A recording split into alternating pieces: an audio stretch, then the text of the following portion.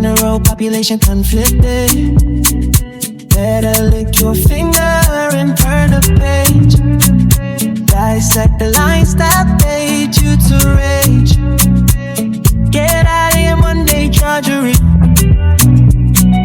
Turn up the volume on front page fuckery. Yeah. Hi, it's me, Kelechi, the baby girl, aka Mother of London, back with a very special episode of Front Page Fuckery, where we turn bad news into great conversation. This week, I'm not actually even going through the news with you, although I know that lots has been happening, but what does happen is I have the conversation with someone extremely interesting. Yep, that's right. Amanda Seales. So I'm not even going to say too much. I'm just going to cut to it. Enjoy. Hi, everyone. My first interview for this brand new podcast, Front Page Fuckery. And who it is? Who is it? The baby girl from across the pond, where every time that I will be giving it, bang, bang, bang, bang, you lot are like, yo, you and Amanda need to talk. You and Amanda need to talk. Here we are. The brilliant Amanda Seales. The brilliant Amanda Seales is here with us, people. What do you actually mean? I've experienced the exact same thing. People are like, you need to talk to Kelechi. In my mind, that's how their accent is when they're typing it. And I'm like, okay. And I have to be honest, I had looked on your page, but you didn't follow me. So I was like, oh, I don't know. I was the same. Isn't that crazy that and you talked about the autism spectrum, right? And I've not been diagnosed with, I haven't gone to seek it, right? But I'm so sensitive to, I don't know if that person likes me. So I'm not gonna, why aren't they following me?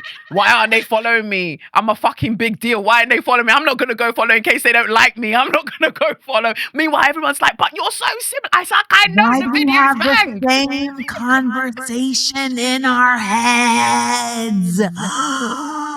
I was like, well, I'm not really going to follow if she's not following me because maybe she doesn't like what I'm about. Maybe. And I was like, no, but upset the apple cart, right? And then, but you're the one who broke the seal. Yes, the seals. Right. Because I saw you comment, and I was like, it's good. It's good.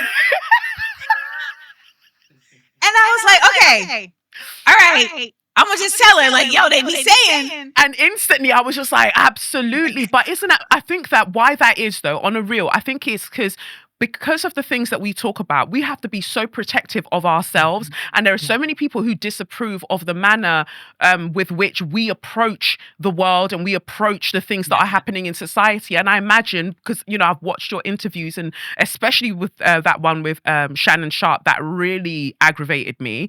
But I watched all of these things, right? And I see so many similarities in that people don't care for our hearts. So I'm not going to go and put myself somewhere and then it's like, oh, girl, I don't actually fuck with you. I don't like you. So I just leave people to their, I'd leave people to themselves. I don't know what's going to happen. So, but the similarities are uncanny because of, the things that we say. And I love that you say that you're a truth translator. How did you land at that?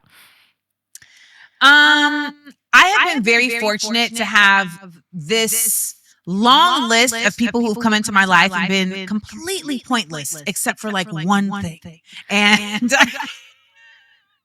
I had somebody who was calling themselves my manager, and she was like, "No, you're not just a truth teller. You're a truth translator." And I was like, "Yeah." And then shortly thereafter, she showed herself to be a scam artist. Yes. So a scam translator.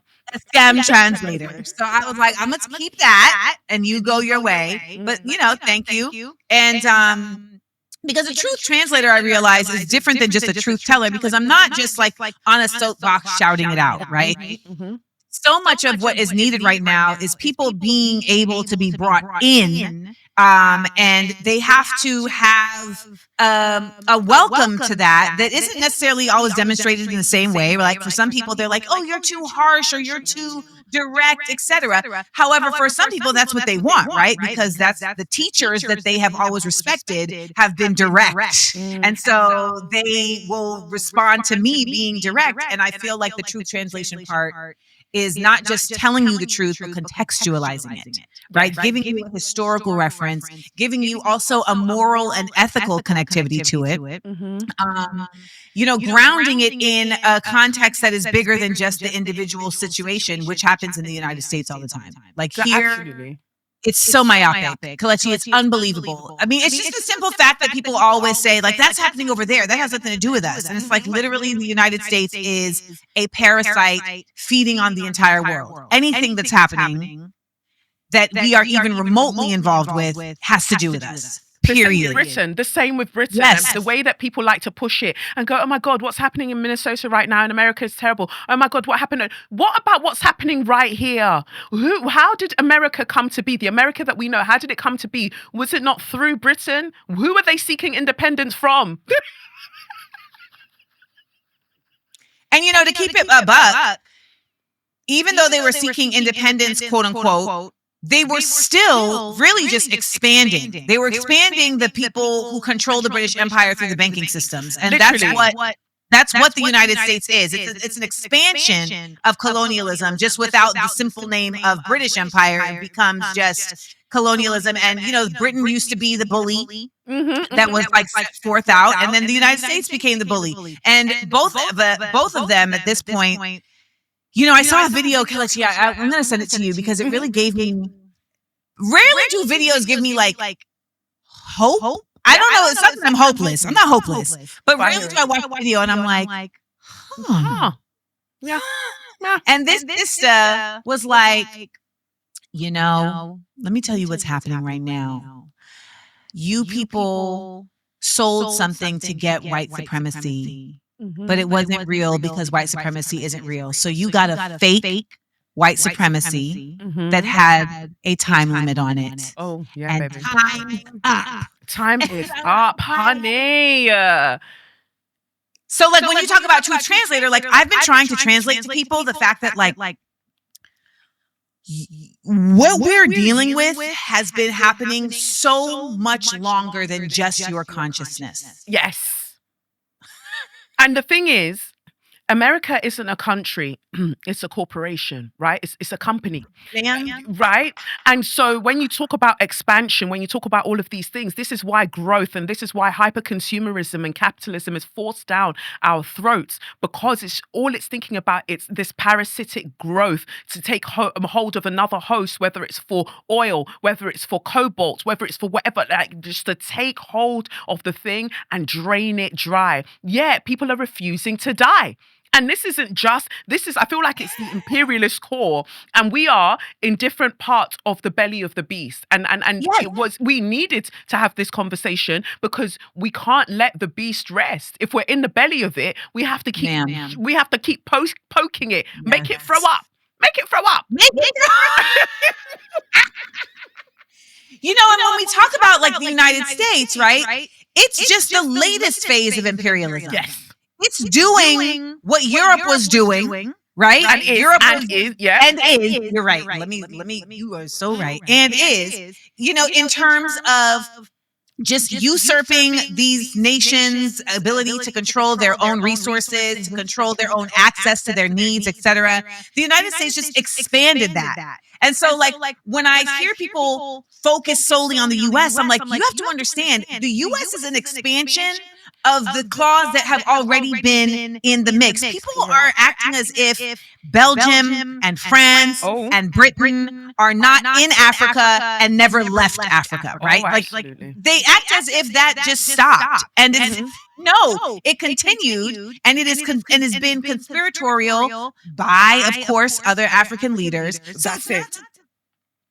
So it's like we've seen it now in South Africa, in South America, in Latin America. So there's been an entire global movement to try to really just reap everything from this earth without giving back. Yeah. And I'm trying to get folks to start seeing the world as their responsibility, not just their country.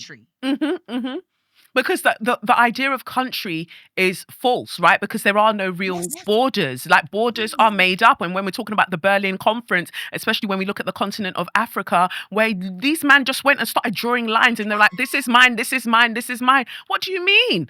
And then you'll have the cheek to have songs about this land is your land, this land is my land. No, let's all relax for a second, right? And so when we understand that there shouldn't be these borders, they shouldn't exist in the way that we know of them. The earth overall is all of our responsibilities. But I feel that ultimately people have been numbed. They have been numbed to their own oppression, and now they're active participants in their own oppression. And there is no other time that I see it more glaringly than when I see you or me in comments. Like, I've seen you say to people, like, you're marching about what's happening, but you're carrying the flag. Like, you're contradicting. The flag is killing you. The very thing that symbol stands for is around your neck. Like, what are you not getting? They're like, not now, Amanda. Not now, Amanda. Not now. Listen. For context, y'all, they were at a vigil for Renee Good or Alex Preddy. And folks, someone was standing there with a giant American flag at the vigil. Which, you know, so many people have nothing to hold on to, Kelechi. Mm-hmm.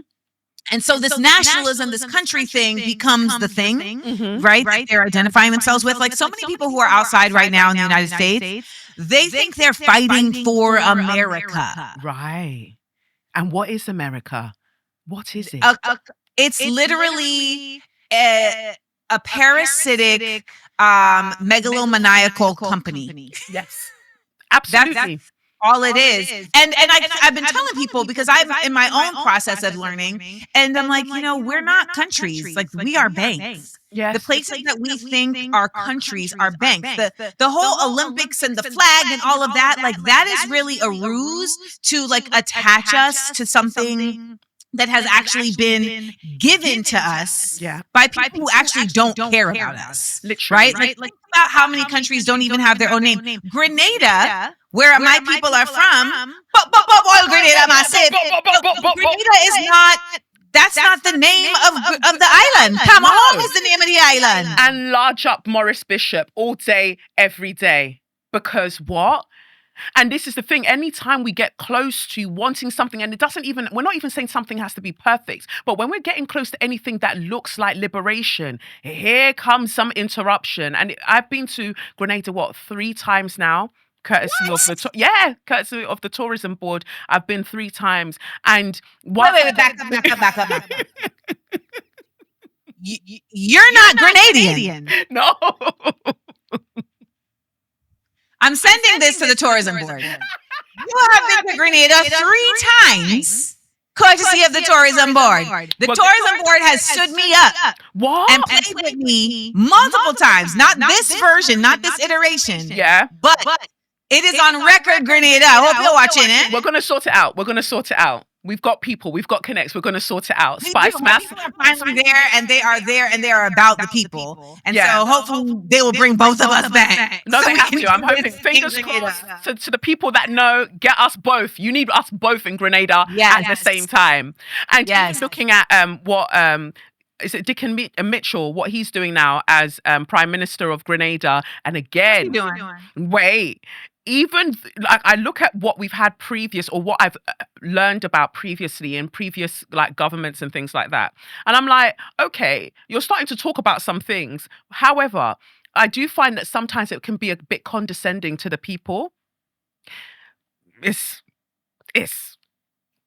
But wouldn't you say when it comes to someone like him, they have to start somewhere? No. When we've had someone like Maurice Bishop already. Well, also, there's just a lot of romanticism around Maurice Bishop and the movement, etc., and the Caribbean, right? Like, when we look at the Caribbean, I think that we forget that the Caribbean is what I consider to be the Africa of the Western Hemisphere. It is a consortium of Black islands, mostly Black people, that have been colonized in soft power and hard power ways, right? So you have places like St. Croix that are a part of the U.S.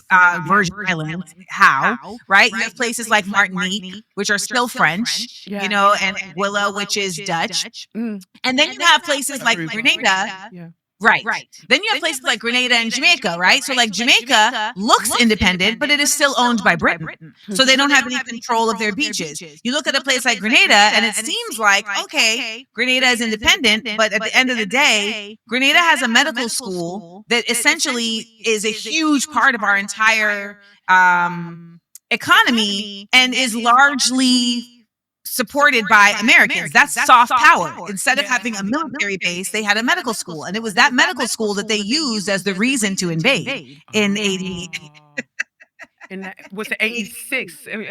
Yeah. 83. So they literally said, oh, well, we have to invade because we have American medical students in the island and you are becoming communists and that's a danger to our people. So they use these factions, you know, then they'll do things like putting Kamala in power in Trinidad, right? The prime minister of Trinidad is, I forgot her last name, but her first name is Kamala. But she won her first election, I think it was like 2010 maybe, and she was put in power with the help of Cambridge Analytica. Cambridge Analytica, for those who don't know, is the very unethical data processing analytical company that has Steve Bannon, who is Trump's right-hand man, on the board, and that absolutely infringes upon elections all over the world. And Mark Zuckerberg had to admit to that did happen. He had to admit to that did happen through Cambridge Analytica. They sold data to Cambridge Analytica. So like that. So now when you see her in position again,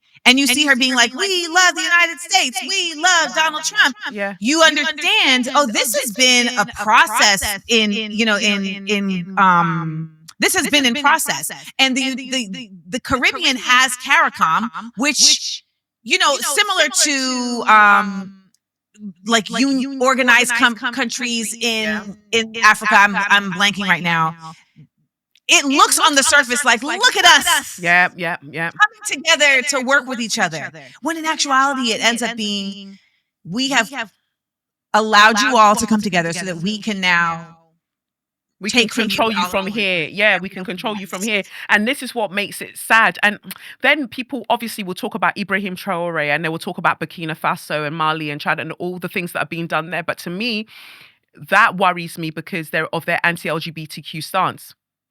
I mean, yes. Right. That so is the a thing problem. Is, right. So whilst it's just like, we can't say that we are taking out the clause of imperialist, white supremacist heteropatriarchy out of our systems while still wanting to propagate something that is still harmful to marginalized folk, right?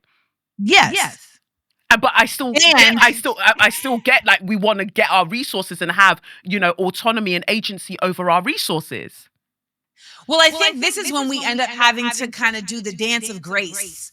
Right? Because ultimately they are still the subject of that same imperialism, right? So it's like, okay, that's wrong, y'all. And we need you to address that. But I can't throw away the whole baby with the bathwater. Because the baby, I'm hoping that in the process of throwing away the bathwater, we will be able to address the baby. Whereas prior, they weren't even trying to throw away the bathwater. Like no, they were swimming in that. Like, we love the bathwater. I'm sipping love the it. bathwater. It's brown, it's nasty, it's murky, but I'm loving it here. It's grey. This I'm that. Yeah, I'm loving it. I mean, I think that's the reality is that when people talk about purity politics, they're talking about like, we can't really hold people accountable for sending money to a genocide. I mean, that's just not something we can do. And it's being applied to people who are actually in power positions, right? As much as I 100% agree with you about the anti-LGBTQ stance in Burkina Faso, Mali, and Niger, I also understand that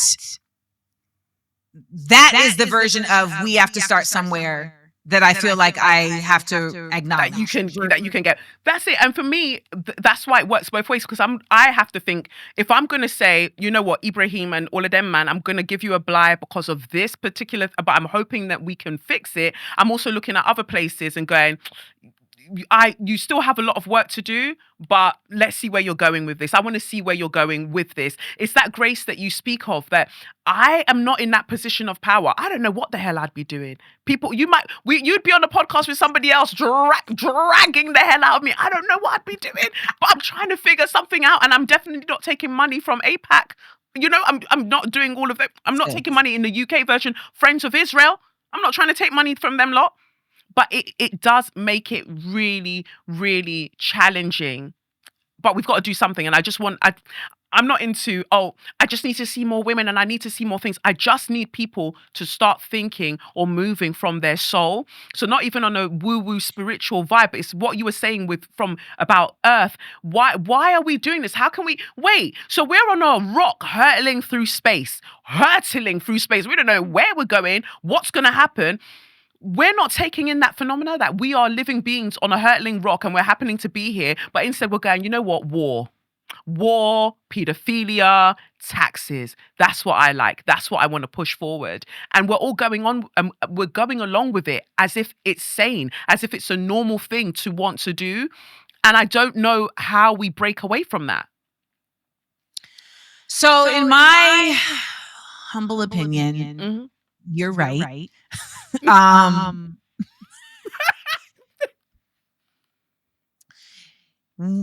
of what is so necessary to convince people of is their power beyond what they're given. Oh yeah. So we have become beings that only consider power to be something that is given to us. External to oneself, yeah. Yeah. And religiosity is also a pillar of this. And so that has been ingrained to keep a populace able to be controlled because they never fully trust themselves. Yes. They never fully believe in their own power. And part of that is by disconnecting them from Earth. Because if you that pride is a sin, yeah. You understand that the Earth is powerful. And I don't mean that even, like you said, in a woo-woo way. The Earth is literally powerful. Like it has minerals and magnetism and all of metaphysics, all of these things.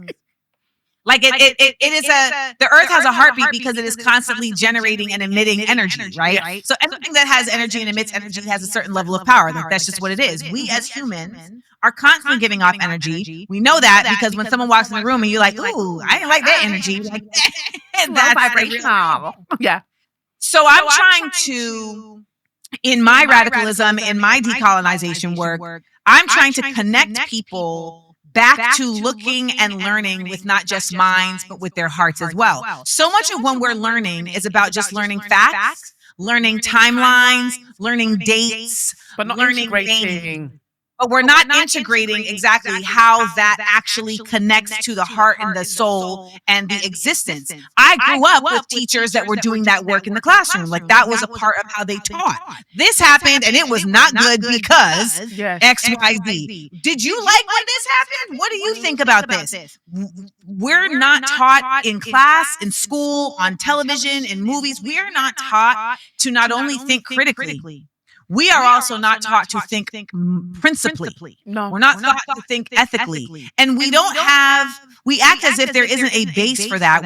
When nature really is, a base for that. Like you can look at the way it's the blueprint and find many answers. I saw my brother because I was appreciative of his story, but I saw this white man telling a story the other day, this physician, about bonobos. Do you know what bonobos are? Yeah.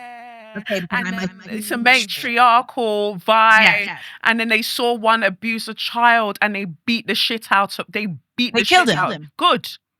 And it's the first ever recorded murder by bonobos in years. That's what they were No, saying. they Like, they've said never, never. yeah, they've never seen it. But in the time that they have been watching this specific Yes. group, that they've never seen anything like it. It's never been anywhere. And also, I found when I saw that, what was so important was the rest stood back because they knew it's Because what they needed knew to be. this is what it should be done.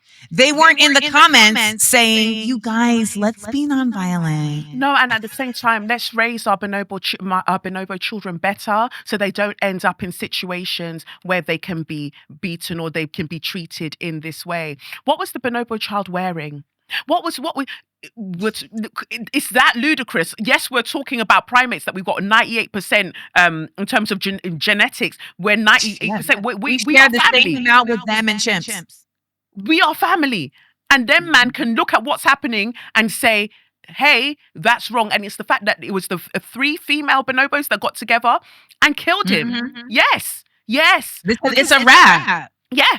And we're not, and for the most part, let it be known. right. But then we'll be online or we'll be wherever we are calling out things. We're not beating a male bonobo to death, but we're just calling out, we're just pointing out the things that are happening in society. And they're like, you shouldn't be doing that. That's so wrong. Why are you so angry all of the time? Oh, okay.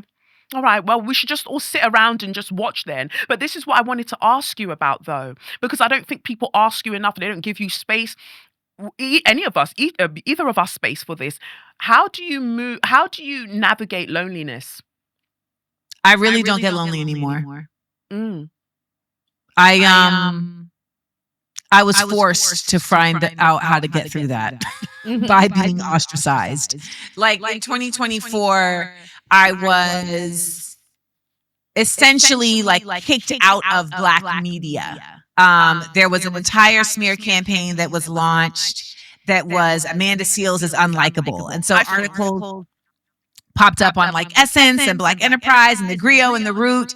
And this then became the pylon of, and whether or not it's bots or people combined, it still becomes something you feel, right? And people saying like, she's this and she's that. And it was never people I know, by the way. That was the always fascinating part. It was never people I know, but it's still an energy that's coming towards you that really started to bring out my shadows and my self-doubt and my self-hatred. And I had to really face, what is this? Like, why is it when these people who I know don't know me are saying things about me that I know to be skewed and to be, riddled with jealousy and unintellectualism, et cetera, et cetera? Why am I taking this to heart? Well, it's because it's grounded in a real thing, which is me feeling like I'm not understood and me really desiring this understanding to feel like I'm at home. Yes. And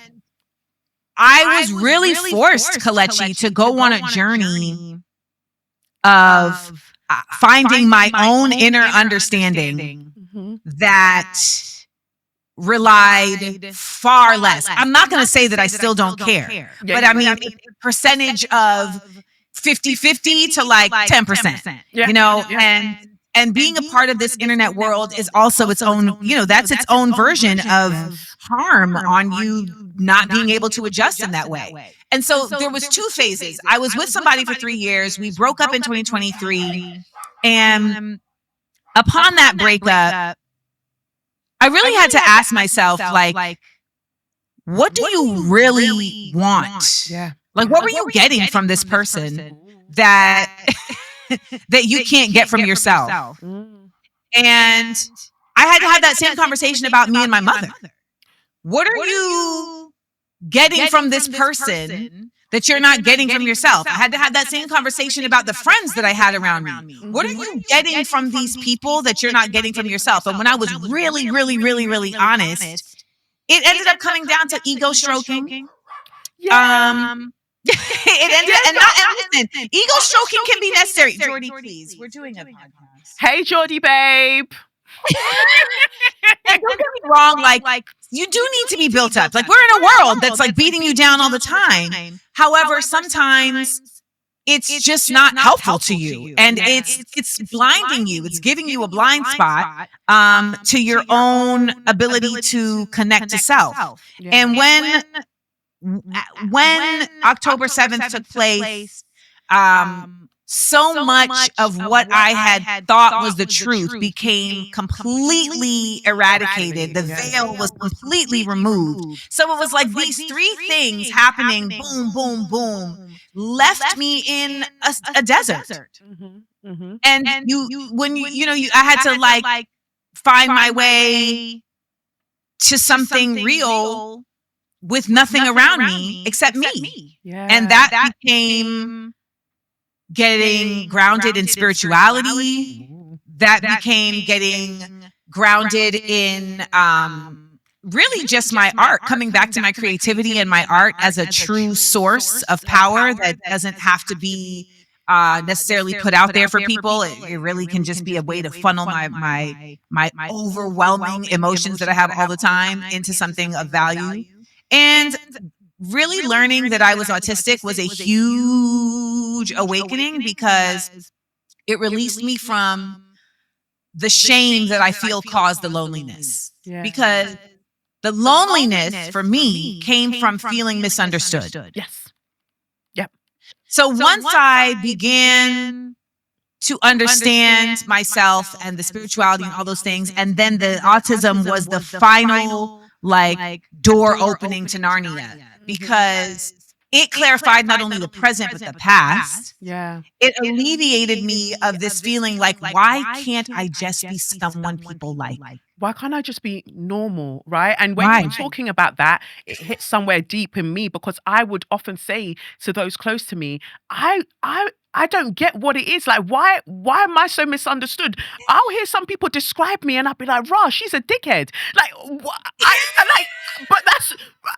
So you're like, I'm not leading with that. Yeah, that's not like me. I didn't go into that situation to be a dickhead. Like, so how did that get received? How did that? And all I did was say, "Hey, the sky is blue," or "Hey, the color in this room is green." I just said what I saw. I have said happy birthday to someone and they said, "Don't tell me what to do."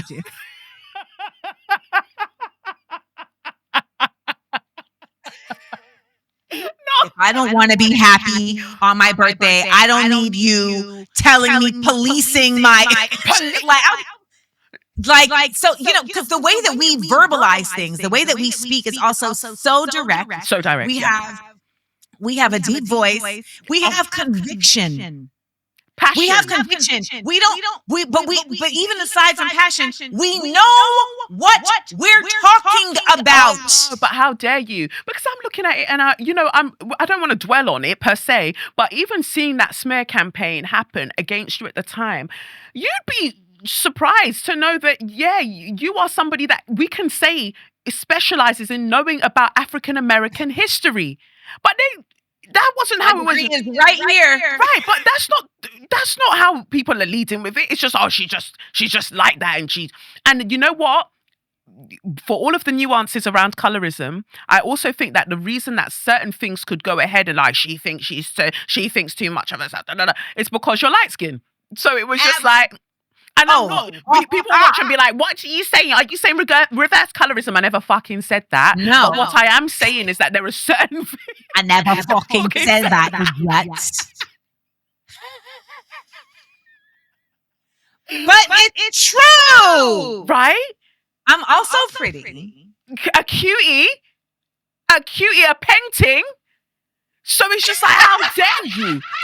How dare you two? A painting. Come on.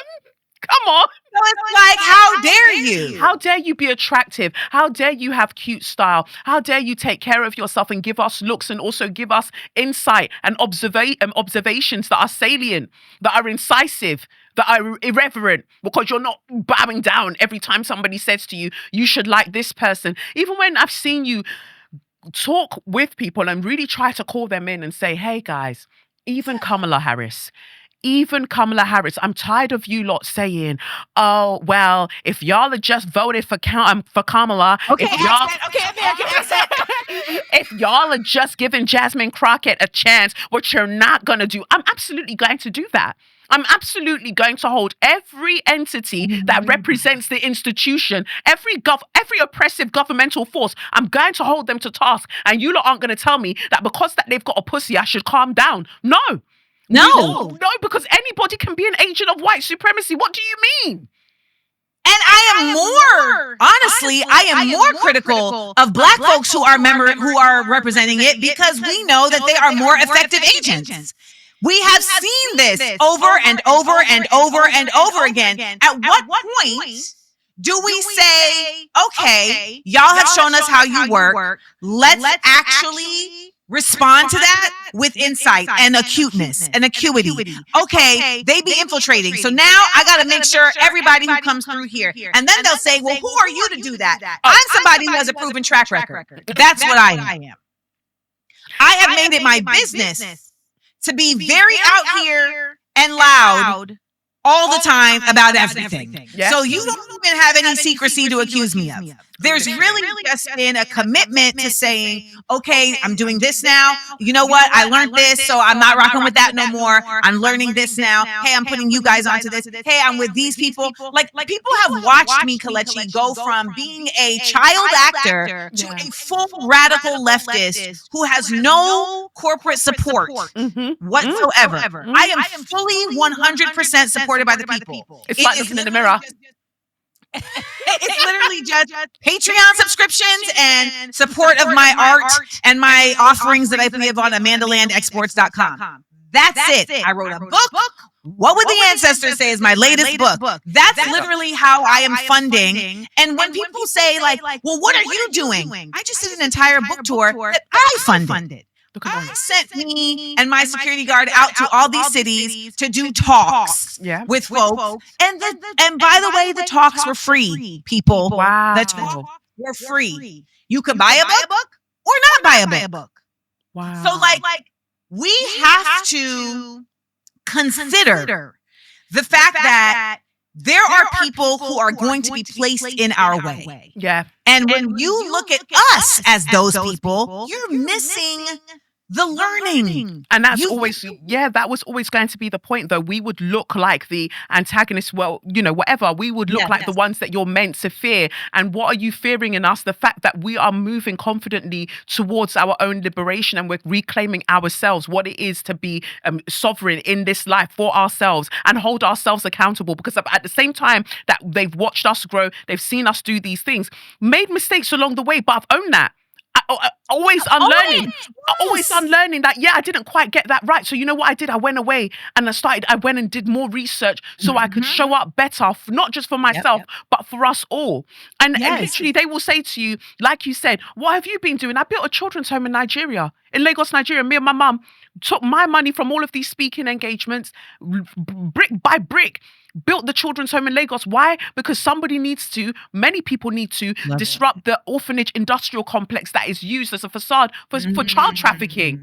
Yes. There are so many ways in which we are losing the children. We are losing the babs. And we're not even aware because of false altruism that, they're doing good. They're doing good. How many ways have we been oppressed and subjugated because we've been told that these people are doing good in some way and we've gone with it? It's crazy. We want to believe they're good so bad so that we can actually be alleviated of the responsibility of saving ourselves. Right.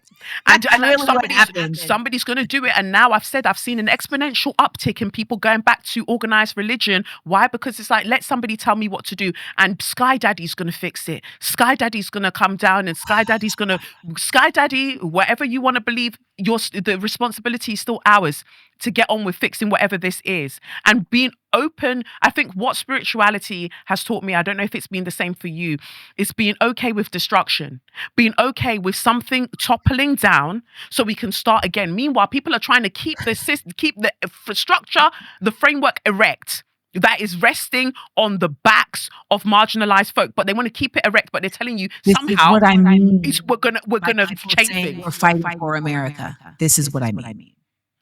This is what I mean when people say we need to, when you're talking about Kamala Harris and Jasmine Crockett, they represent exactly what you just described. They are the establishment built on the backs. And people get mad at me. I actually had a really dope conversation with Shola Moss about electoral politics. And she was saying that she still believes in it. And I was like, I don't, because it has shown over and over again that it really is just a tool of pacification, Yeah. and that it doesn't actually lead us to be able to make legitimate change, because it is controlled so stringently by the powers that be. And So now we they can end rig up- it. And we get, and I mean, they've been rigging it, because ultimately in these states, the Electoral College has always made this a rigged thing. Yeah, we've got first past the post here. We've got all of that. The Try to tell people. politics, yeah. If you have a company, if you have a company and you have a history of exploiting the people that work for your company, Mhm. are you going to then give them the power to vote for who runs the company? Absolutely not.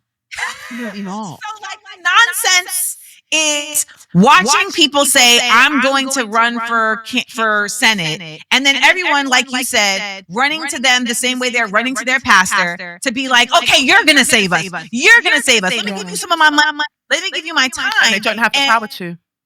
They don't have the power to. All they're doing is holding up the power. They're propping up power. But I It's wanted to gonna- ask you this, actually. Sorry to interject. I wanted to ask you this because I'm seeing a lot of celebrities, the ones that usually stay quiet about every fucking thing. Now they're talking about, ice out, ice out. And then now they're saying, what you need to do is call your senator. Call your senator. And I'm like, what? Again, help me, right? Help me understand, Amanda. So when you call said senator, what is going to happen? Because you're still trying to use the master's tools to dismantle the master's house. And I don't get that. Or am I just being overly critical? Can these senators do something? First of all, your percentage of incorrectness is incredibly low. So no, you are not being overcritical. This comes back to what you were saying about people looking at these white folks coming in and doing good and wanting to believe that they're doing good. This is how the political structure has become in the United States. Folks don't look at politicians as someone to question. They look at them as saviors. Yeah. So it continues that mind state to tell them, if you call them and you ask them and you demand of them, they're going to do the right thing. There is no history.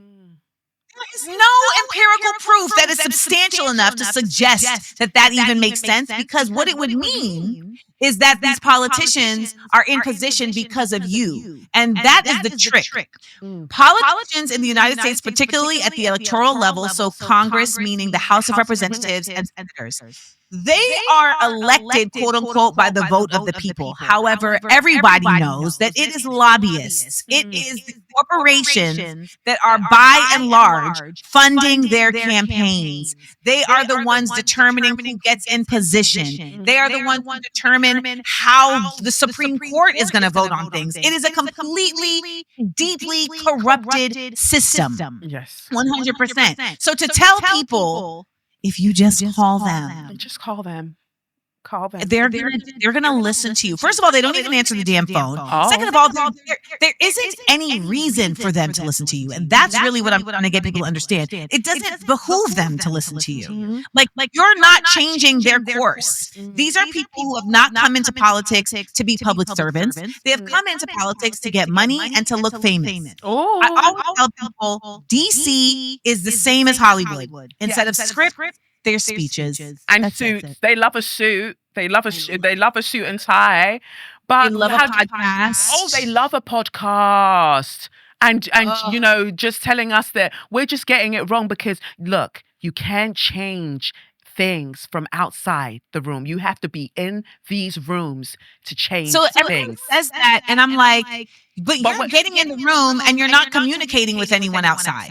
Because you know, like you afterwards, you're in the room now with your chair. I've got a seat at the table. Your chair has 3 legs and it's wobbly. It's wobbly even. And then the seat that you have at the table, they're barely passing water over to your side or your end of the table. You're eating crumbs and you're trying to convince us that you did something great, that you did something good. Because you're there. And that is a huge issue with Black folks in the United States, is that we have been trained to believe that just being there is advancement. It is progression.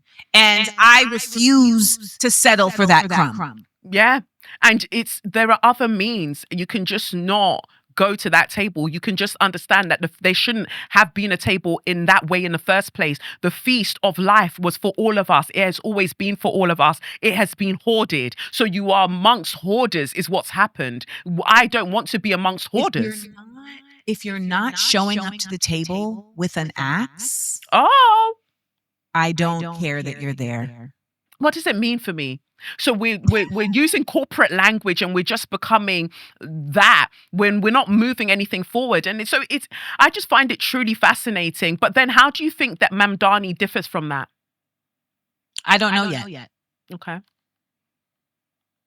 I don't know yet. There hasn't been enough consistency for me to believe him. So he's definitely walking the line. Yeah. He is absolutely, I think on a basic level, Mamdani is trying to do what Democrats so often do, which is nice things in dark places. Like they'll do some nice things, but the thing about it is that they're never able to do things that last because their changes are always just based on regime and they're not actually system changes, right? They're built into the actual infrastructure because the infrastructure is controlled by Zionists. And Zionists are in no way wanting people to have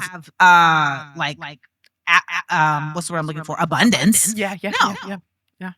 Zionism is actively about we want there to be only a few people that have the things, and we want everyone else to be struggling, and we like it. Yeah. We like They love we it. like off of that. Like that's our vibe.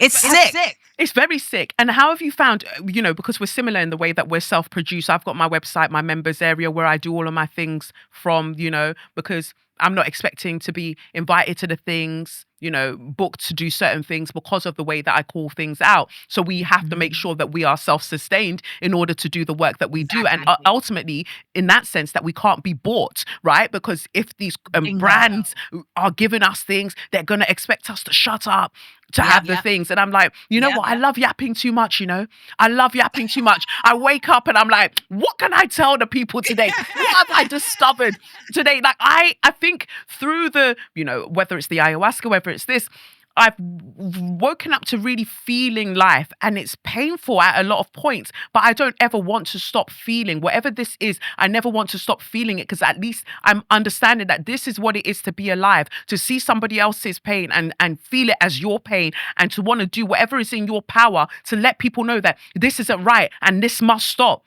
Like, it's how fun is it to go and carry a shiny shoe in a bag when you know that people are being killed in Congo? Like, it doesn't.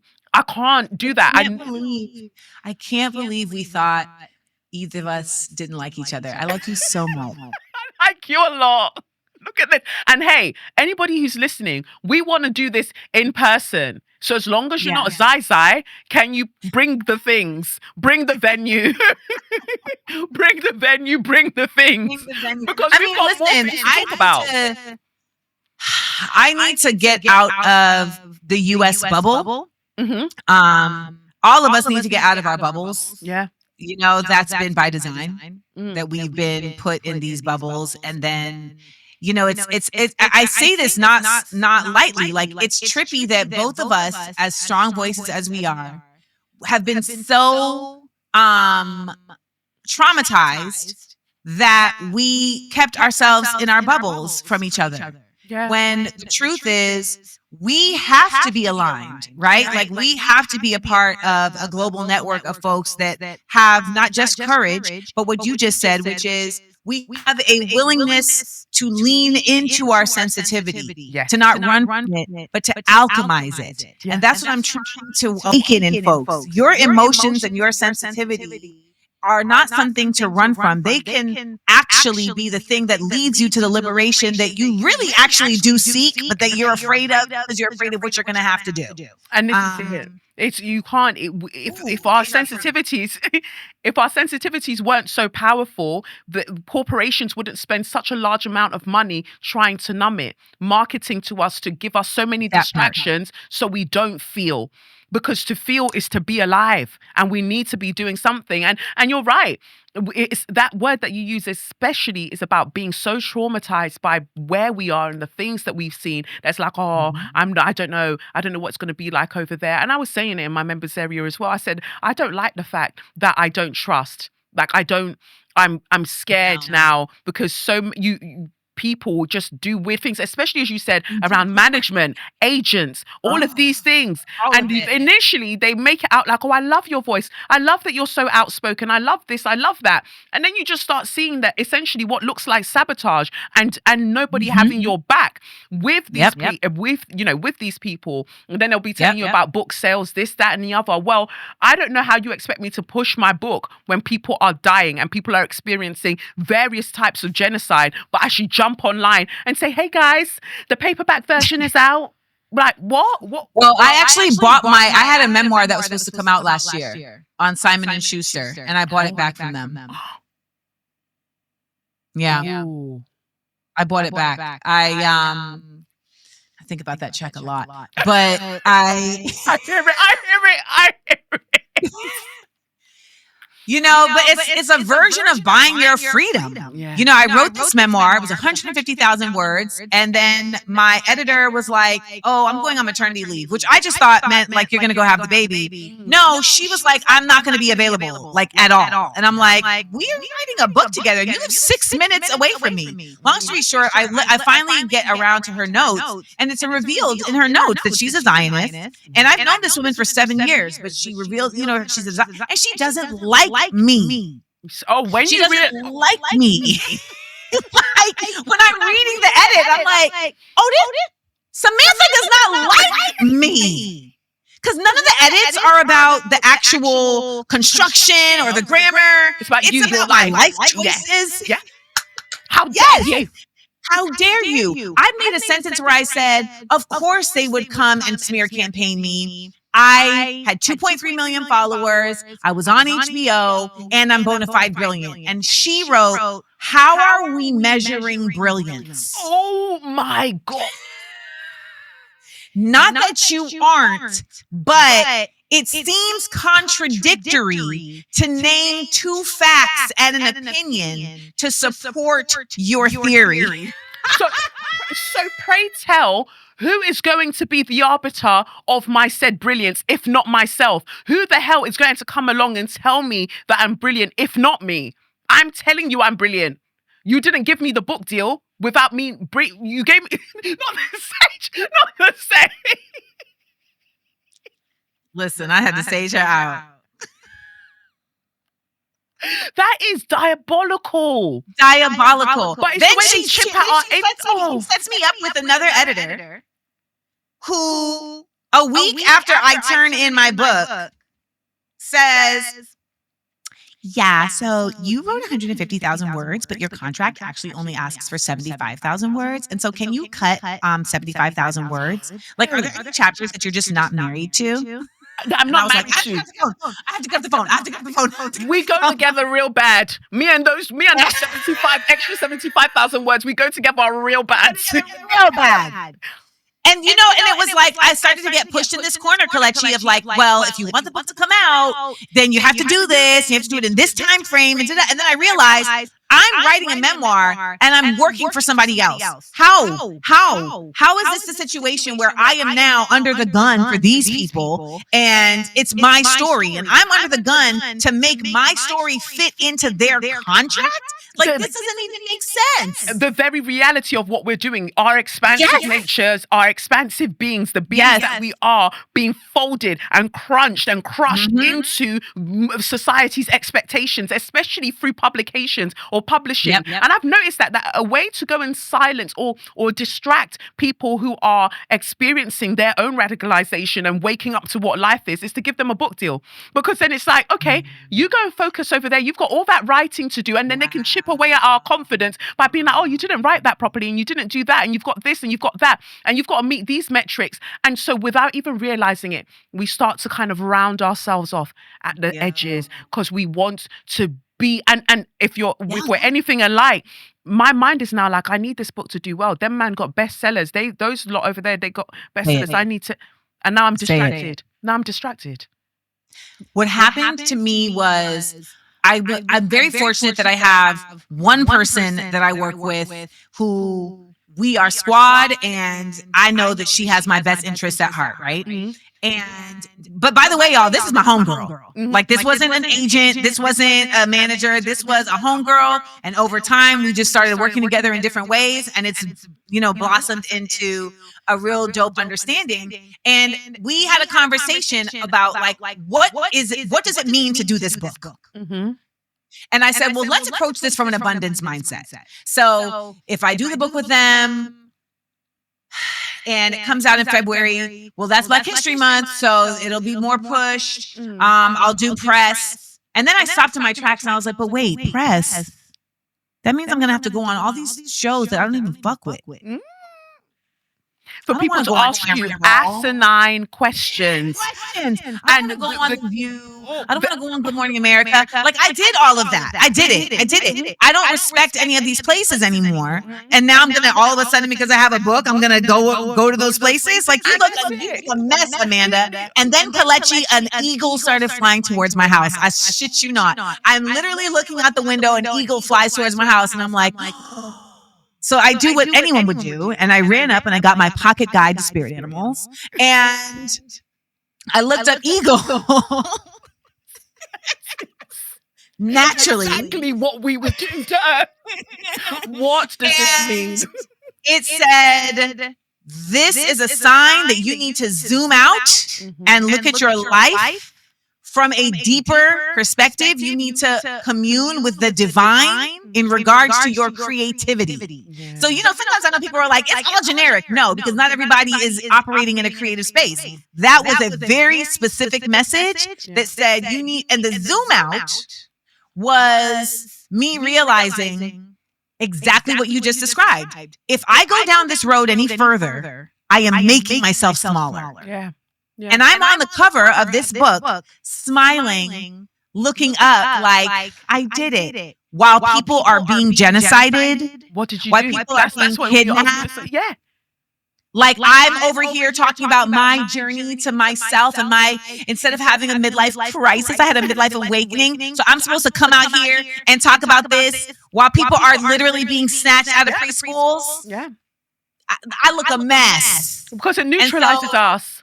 It neutralizes us because we've got to go and push that book. So it's like, oh, well, if I now post this on the timeline, then I'm going to straight after follow it with this. Then I had to say to myself, who gives a heck? Who gives an actual flying fuck? Right. You were about to science it out. Like, if I do this, but then if I do this, and it balances out. Look at the math that you're doing to have to fit into their metric. For what? It's and you know what? We're very, very, very, very fortunate. Yeah. Because my homegirl was telling me yesterday, she was like, she has these two friends who are super stressed right now. They're in corporate and they're super stressed, and they're looking to her and they're like, you've never really been stressed even when you was in corporate. Like, what's that about? And she told them, because I am not making choices in my life responding to social norms. Yeah. The social norms are meant to keep us stressed. Yeah. And she was like, it's not to say that there isn't a Venn diagram where sometimes the social norm makes sense for me. Yeah. But she was like, the fact that you are stressing about paying for this house that you bought right before you got fired or laid off, what made you buy this house? What made you? Who are we doing it for? It's all made up. Who are we doing it for?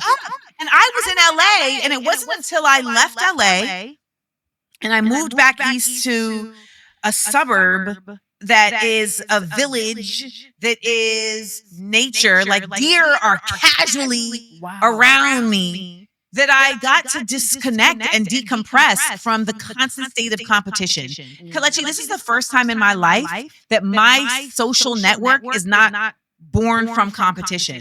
It's not born from us being in the same industry or us playing the same sport or us doing the same creativity. It is. It's game changing. Like, my friends here are a librarian, an astrologist, oh my God, a nurse, a Black futurist, like a woman who literally goes into nonprofits just to show them that they're full of shit. Good. Like these are the people in my circle, you know, and I've never experienced this level of clarity of self in my life. And it shows. Because all of them, really? It shows. And I think that, you know, when we were saying, oh, why hadn't we connected sooner? I feel like we were both individually still doing the work that we needed to do, the coming home to self. And it's not a final journey, it's not a final destination, but you know, we're still figuring it out. It's still this journey, but now it's like, oh, we can continue. Like we've been doing the necessary things so we can show up and really see each other. So you're, to me, glowing across the screen. I recognize that. And I'm like, yes, my Same. G, yes. Same. This isn't meant to take us out. We're told it should. Doing this work is meant to make you die early of some kind of disease, or destitute, poor, whatever. We're told that. And yet here we are defying even that I'm going to say what I see. I'm going to name the devils that I see, and nobody is going to stop me doing that. And I'm still going to have a life that feels somewhat like peace. It is possible. That's part. People are always like, how are you pouring into yourself? I'm like, I live in peace because I'm saying the things I'm saying. If I wasn't speaking the way I speak, I would not be in peace. Yeah. I would actually be riddled with anxiety because I know that I'm not living in my true self. And I know that I'm being a bystander to absolute fuckery. Yes. Exactly, guys. Front page fuckery. And this is why we... You know, we got the skill set. You know. So I just gave her a promo right there. Right there. Whoa. Even when you were saying about the eagle, eagles are massive. They are massive. Yes. And even so when you said that, the image that came to my mind was you're also being reminded of your size. You're not a small girl.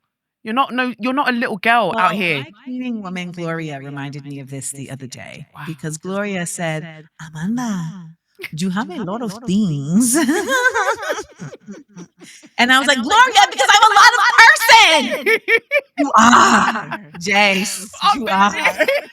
On various interests. I want to go back to tap dancing. I'm learning to play the guitar. Now I think I want to learn the saxophone and I want to learn another language. I woke up this morning and did a trampoline workout. I assembled a mini trampoline this morning and did a trampoline workout on live on Patreon because I have committed myself for the last 3 weeks. I have committed myself to every 20 minutes, every day. Every day I have to do 20 minutes of some type of movement because I've come to believe my soul is in this body. This body is an extension of the earth. Yes. In order for my soul, which powers this body, to be able to really grow and expand and exist in its full purpose, it needs to be housed in a cellular structure that is cared for. Yes. And we are living in systems that actively do not teach us to do that, do not give us the ability to do that, don't give us time to do that. Yes. Right? Don't give us the food to do that.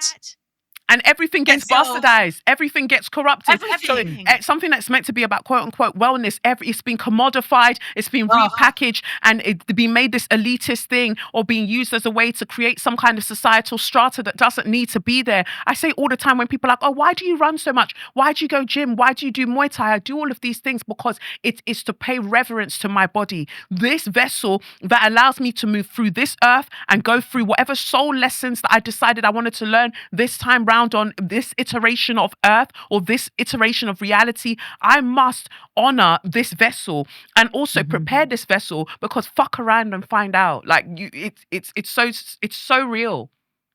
I started doing Taekwondo. I stopped because my sensei was being an asshole, but I did do some Taekwondo and then I ended up in an altercation and I was so proud of myself because when the altercated, I was able to like stand on my own too.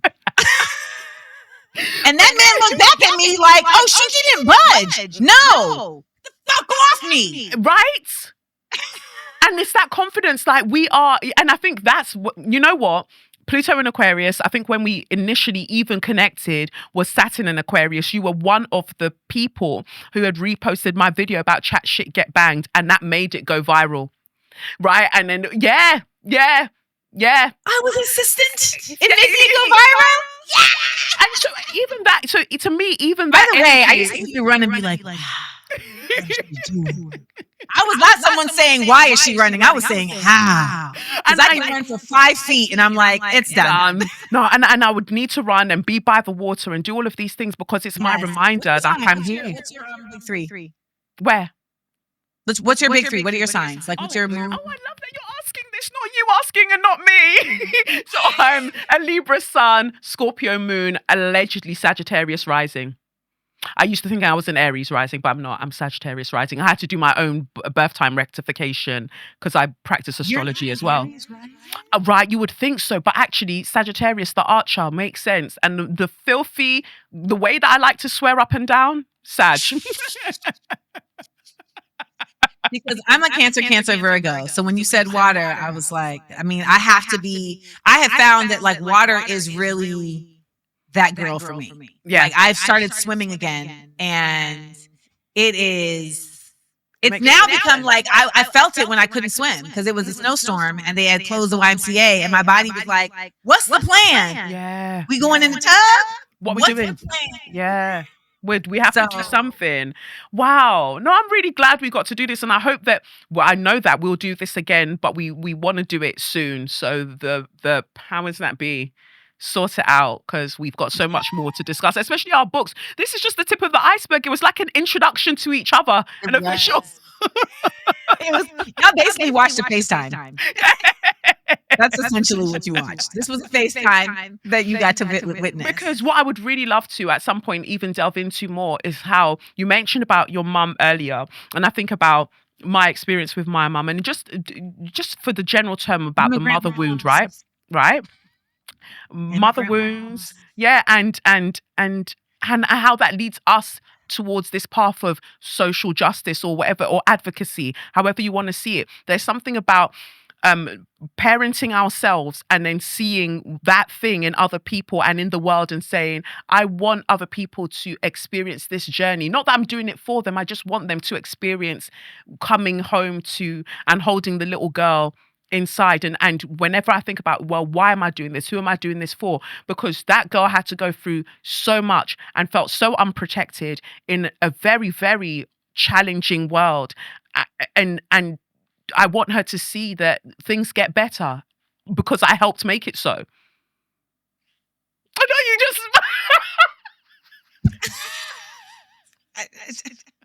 Yes. Cheers. Right so. And that... Just saying British things. Ta is good, actually. Ta love. Yeah. Ta love. Yeah. That right there, I will say this. Even though I didn't put out the memoir, writing the memoir brought me there. Mm-hmm. It took me, it got me over mountains and through streams that I don't know that I necessarily would have traveled at this point in my life, like just in traditional therapy, but in really exploring my relationship with codependency. Looking at my decisions and my choices, it was like, why do you do these decisions over here? Why do you make them so well? But then over here, that was like me in relationships and friendships. Oh, I was getting there. Yes, relationships. Yeah. Smart woman, dumb girl. That's us. That's us. Smart woman, dumb girl. Because we have been lauded for our achievements. Yes. You're Nigerian, so I know that you have been lauded for your achievements. My mom leads with that. She leads with that. Yeah. She's on a society. She has been doing the things. Do you know who my daughter is? Do you Mom, know? Allow it. I'll be like, Mom, please. Listen, I know what it is. My mother's from Grenada. It's very that. But she has a master's from Columbia University. It's not like she just come in and just throwing things around. Man's really smart, man's. Man, you could write, man's. And like, you need that. Yeah. You need that. However, what you didn't get was, I hear you. You're scared? Let's talk about it. Like, and that's okay. And what's nuts is that we were so intellectual about our emotions that we knew that what we were feeling was legit. And it was not being corroborated. Nope. And it made us feel abandoned and it made us feel crazy. And then we grew up and we sought out relationships with people who would make us feel like we weren't abandoned. And then they would turn around and make us feel crazy. And it was like, wow, this is happening. Yes. And so now I have 5 cats. And that's I hear really, I've got plants that's really now. where we're at right now. I have 5 cats and a dog, and I haven't had sex in 2.5 years. That's crazy because I'm going on to a year. I've got my son and my plants. And you know, I There you feel go. the best I've ever felt. You know, Mhm. I feel Someone great. was asking me for my skin regimen recently, and I was like, I'm single. That's nobody's troubling me, right? And because of Nobody's the how troubling me. because of the way our brains work, And nobody's troubling me that's not working on themselves. right? I have a little bit of grace for you if I know that you're trying. A little bit of grace, a little bit. And for me, ultimately, because of the way that our brain works, where we break down what's happening in society, like we are really great observers, right? And doers. So somebody being in our realm, right? I'm going to try and understand, what is this? Who are you? What's going on here? That when that person isn't even trying to understand themselves like that, what am I doing? What the hell am I doing? And then it's like, oh, why are you asking? It's not that deep. It is that deep, actually. It's very deep. But I guess, you know, a spoonful of water would feel deep to you. So don't worry about it. That's where the truth translator messes with people, because they're like, quit translating my spoonful of water. Stop doing that. Leave it alone. Leave it Do it about alone. society. I find you so sexy when you're talking about society and all of the things that are going on. Don't turn that lens that you have, that laser-like lens, don't turn it on me. But I'm only doing what I would do for myself. The reason we are where we are is because I've had to sit with myself at some of the most harrowing moments of my life and just say, girl, what's going on? What's going on? How did we get here? How did we get here? How did we get here? Nobody's supposed to be here. Especially not you. No. Had no Listen. business being there, but owning it. I had no business being there, but here I am. What is the lesson? I'll never forget when I called my homegirl and was like, you know, so I had sent Boldy $500 for bail, but then his best friend had hit me up for another $500, saying that I hadn't paid enough. And to be honest, I don't even know if he really got locked up. And so she let me finish my story, and then she was real quiet. She went, girl, why are you in this situation? You know when the tone is so soft because the truth is so hard. Yes. Because literally, what are you doing? Why is this even a scenario that you're in? What are we talking about right now? Because if we saw this in a sitcom, We would be like, oh my God. Yes. Typing. Oh, she is so stupid. Oh my God, how did she not know that? That is so silly. Anybody can see that from a mile away. Yeah, here I am, an inch away. Just oblivious. What? So, you know, it's a journey, and like you said, being able to hold that inner child. To me, the loneliness is really your inner child. That's the loneliness that we feel, is that inner child not feeling seen. And I remember reaching a point where I was like, hold up, I think I healed my inner child, y'all. I think I like myself. There was a day that I was just like, yo, I think I like myself. Like, I don't feel lonely anymore. I just feel solitude. Like, sometimes I'm just like, I was lost for 5 days this week because there was a snowstorm, and I was fine.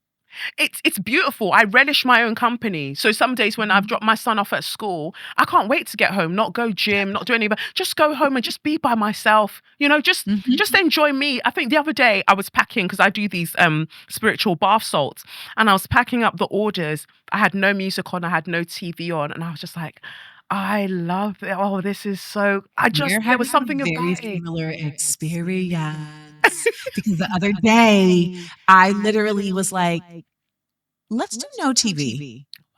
let's just, because I was doing graphic design for a drop that I'm about to put out called How Black Am I Gonna Have to Get? Ooh, And I like and that. I was like, let's do no TV. And then I was trying to find like music to play or a book to listen to. And then I was like, no, let's just do this. And I was just there in silence. Like when I draw, my favorite way to draw is really just in silence. Wow. And And look I'll at just you're draw. so multi-talented. I just love it. You know, like in seeing somebody else and saying things that people say to you, and you're just like, wow, this is so cool. I mean, Acting, listen, writing, all of the things. It's really but you know, I was thinking the other day about people like us, right? Where we're in the forest, we're all connected. Yeah, I was What thinking about tree are we in mycelium. the forest? Yeah. Right? We're in the mycelium. What are we? How are we showing up in the mycelium? Mhm. And I always think of myself as a mangrove tree. Oh. And I think And about the- the you know, mangrove 9. If you think about a mangrove tree, like the roots are exposed Mhm. and you can see all the roots. And I feel like the reason I see myself as a mangrove tree is because as a multi-hyphenate creative, Mhm. like all of my art forms are the method through which I am nurturing and working to decolonize folks. And like none of them can be hidden. They need to all be in motion, right? So sometimes people are like, oh my God, it seems like you have a lot going on. Because I do. So- I do have a lot going on. Yes. There's a lot going on in here and here. Yes. Here, all of it. All of it. Until I was like, you know what? I think I'm going to do a mixtape. Why not? I was Why like, I'm going to do a mixtape and I need to figure out a title. And it's like, but Amanda, you're also doing that. And it's like, yes, Yeah. Why not? there's no timeline on it. It's just, It's another thing, and it's because we are tapped in. You talk about the mycelium network, that we are vessels through which life wants to experience itself. So when we think about these, I've just had this random idea that I want to do this thing. No, it's what wants to be birthed into the world, and it said, hey, do you want to be my vessel? And we've gone, yeah, why not? Have at it. I'll do that. Why not? So I'm the vessel in it. yeah, I'm the vessel in it. Why not? So when people are like, oh, you act, you've got the pole dance studio, you do this, you write, how do they all go together? Me. They go together because me. I'm the one doing all of the things. They're just different expressions of me and my explorations of what it is to be liberated in this life. Yes. It's going to take It's any form. harmonious. Yeah. It's not about, like people think of it as like, how do you balance? I'm like, because I'm not trying to balance. I just No. need things to move in harmony, you know? And the universe is chaotic, as people like to call it. It just is. It's beautiful because it just is. And you should never rely on, oh, tomorrow I'm hoping to see the same Amanda and I'm hoping to see the same thing. You should be open to the idea that you're going to see me tomorrow and I'll be doing something. To be doing Someone something. recently was like, I liked your hair better curly. Blocked. Oh, because who are? I don't unsolicited recognize advice. you anymore. Who's Blocked. I had curly hair for 40 years. Can I live? Can I? Yes, she can. Yes. You know how much time I've gotten back also by having locks? Oh, you could. Not us, Lock Sisters. I wake up and I'm ready to go. That's the thing about locks. I just want y'all to know is that you always look cool. Always. Even I if just I love just- it so much. Even if I just tie it up. That. You know, it's like, messy, whatever. She's liberated. She's bohemian. You know, it's always a vibe. And there's a beauty in that as well. There's a beauty in just moving how we want to move. And my locks have been a major part of that journey as well. And at times it's tough because you're breaking away from what the ideological stance is around beauty. Right. And how everybody, or a lot of people are moving, and the ones who are deemed attractive, right? Or conventionally so, and still being like, but I'm a hot girl. Are you crazy? Like, never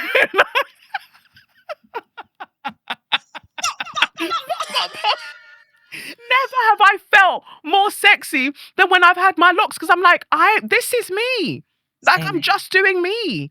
No, look Same. at us, man. Oh, no, Same. thank I you, think I'm Amanda. like, you see me. Thank you, You see all Kelechi. I'm of so this. glad that we did this and we started the ball rolling, right? Yes. Because that was the other thing too. Y'all, when we decided to do this, it wasn't like, all right, well, I'll talk to you in March. It was No. like, what are you doing on Friday? Like, let's go. Let's go. While the momentum is here, whilst all of the things are happening in Aquarius, let's go now. Now, there's Yeah. something about it. And I think that this is the beginning of so much. And you know, I keep thinking about what we said about mycelium, and it's having that connection, having that network. Because as you say, we see the manifestation of the mycelium above ground, right? But the network continues underneath, and who knows how these interconnectivities are going to work and how they're going to show themselves in the future. But we're seeing each other, and I think the time is now, and I think we model. You know, not in a pedestal way, but we are here to model what it is to say, I feel at home in myself, and let me connect with other people, and then we have a home that we can all live in collectively, you know, in the outer world. You're great, man. Same. Ditto. So the next thing that we need to do is get to Grenada. Operation Get to Grenada. Operation Get to Greens. Yes, All right. I can't wait. No, I appreciate so you, much for and having me. thank you for Taste honoring the me fuck with we your had time and your vulnerability. Just all of the things that just make you the wonderful person that you are as you forge ahead with all of the things that you're doing. And you know, we see each other, and we'll continue. We'll continue disrupting the things. Yes, ma'am. I know. I know. It was proper juicy. It was like watching a FaceTime of two babs. And to think I was in a freaking horrific mood today because somebody had reached out to me who said that they were, you know, they've loved my content, they've listened to me for years, and they wanted to donate some things that they no longer needed in their apartment. They wanted to donate it to the children's home. They don't want anything in return. So I paid £200 to book the shipper guy that picks up things for me so they can be shipped to Lagos, Nigeria. I've paid the guy £200 in this rascal economy. In this cos he lives, I paid the guy's set off to go and pick up the things. The guy's not answering the phone. Not answering messages after messaging me up till 10 p.m. last night saying, oh, all of the things are boxed, ready for you to come and get. Now ignoring messages. I imagine probably even blocked me. So, well, blocked probably on WhatsApp. I don't know why. Because I was like, yeah, we'll take this, we'll take that. Thank you so much. At one point, he even said to me, stop thanking me. I just want to get it sorted. So even the energy was a bit weird. And this is why I don't like to get familiar with people. And people might think, oh, why hasn't Kelechi connected with me? Because I don't know if you're going to be a weirdo. So even off this thing of, I want to donate these things. If I don't hear from you within 24 hours, I'm going to put the flyer out so people can come and get the things. I messaged back 5 days later. Only one item had gone. And I said, oh, that's a blessing. Yeah, I'll take the rest of the things. That will be wonderful. Thank you so much. So we were organizing the logistics, bearing in mind that I'm a really busy person. So I've organized the shipper, paid the deposit for the shipper because there's so much more money to pay. It's not just £200. I've got to pay like quite a lot of money once it finally gets to Nige. So I've paid, I've done this, I've asked for my brother to go and be there. And I think part of it was that he was expecting me to come, but I said my brother was going to come on, on my behalf because I had so much to do, like this interview today. So I wasn't going to make it, but my brother was going to be, doing all of that. He knew well ahead of time. Then he started sending very weird, cryptic messages like, oh, I hope you know that I don't want to have to chat to anyone. I don't want to have to do this. So it has to be people that you trust because I just want to pack the boxes. I don't want to be involved. Calm down. I've already said it's fine. What's going on? Only to now for it to get to the day the shipper's headed over there and ignoring calls, ignoring messages. It will never be well with you. Anything that you touch is going to turn to dust, you silly motherfucker. I just needed to say that because the children's home is my absolute heart. And when people do things like this, weird shit like this, it blows my mind and it breaks my heart because we've been at this, bear in mind, for 5 days trying to sort out the logistics and then only to start ignoring calls after you messaged up to 10 p.m. last night going, yeah, I'm done boxing for now, but pretty much most of it is ready, sending me pictures. and it gets to the day, you know the time that the ship is coming. So I'm like, is it an elaborate prank? Is this a scheme that Todd set up? I don't even know, but I think everything happens as it should, and I'm protected by the Most High. And we've still had so many wonderful donations. One of my clients who I did a tarot reading for, I read for her rather regularly, but whenever I read for her, she buys me a gift. So the last time I read for her, after my reading with her, she got me a gift card so I could get new Vibram 5 fingers, you know, the 5-fingered shoes, the running shoes that I wear, that some of you call ugly. You need to mind your tone, mind your voices, okay? Mind your words. She bought me a gift card so I could buy new running shoes, which was super cute. Then this time round, I read for her, and she said, you know, I want to give you a gift, as always. Bearing in mind, she pays for the readings. So it's not like I'm reading for her for free. She paid for the readings. Then she gets me a gift thereafter. I mean, other people do too. Thank you for my French bloom. Thank you for my earrings. Thank you for all of the things, my massages, all of you lot that get me wonderful things. I appreciate you. So she messages and she's like, I want to get you a gift. Would you prefer I donate to the children's home? Or would you prefer that I buy a bunch of your books and I give it out over here? And I said, I'd really appreciate donation to the children's home, because otherwise I'm paying out of pocket for a lot of things, because the donations don't always cover it. Although so many of you have been kind to now offer to pay the school fees for the children. So I really appreciate that. So I said, yeah, you could make a donation to the children's home. And she made a donation of £333 because she knows I like repetitive numbers. And it really, really touched me. The reason I say that is because there are so many people who have shown me kindness throughout the years. And this incident with this person won't taint that. But it did hurt my feelings today. And I arrived here ready to record, but I was in a bit of a foul mood.